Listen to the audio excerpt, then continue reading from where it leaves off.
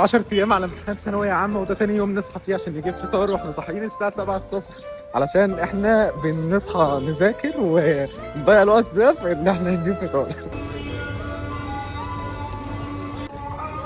تعامد الشمس على وجه طالب ثانويه عامه زي رمسيس كده.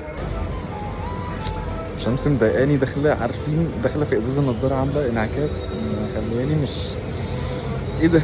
حاسس الاضاءه هنا شكلها، حاسس اني تخنت يعني، حاسس ايه الخدود دي. خلصنا وجبنا السندوتشات سبحان الله بنفس الاوتفيت، يعني في بيت الصدف طقم اتغسل واتنشر اتغسل واتنشر اتغسل واتنشر لحد ما لبسته تاني عادي يعني بحس ان الجو الصبح جو كده بيحسسني ان انا عايز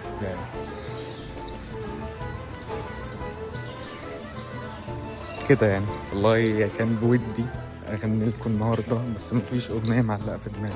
عندي سؤال ليك محتاج له تفسير. هو انت لو ما عملتش فولو بتعمل ايه في حياتك؟ ايه مثلا ايه الحاجه اللي عطلتك لحد دلوقتي انك ما عملتش فولو؟ اكتب لي كده في الكومنتات، تقول لي انا ما نزلتش عملت فولو عشان كذا كذا.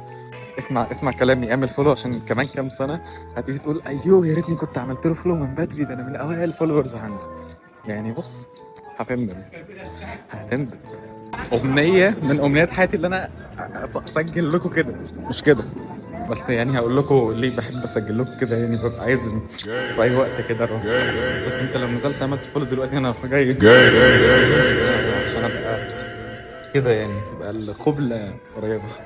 ببقى غريب، أنا الساعة 7 الصبح أنا ببقى عجيب، ببقى بص ببقى كده يعني بص ببقى جعان. طب بعد كده نسجل كده كده كده. حلوة دي، بلاش دي عشان دي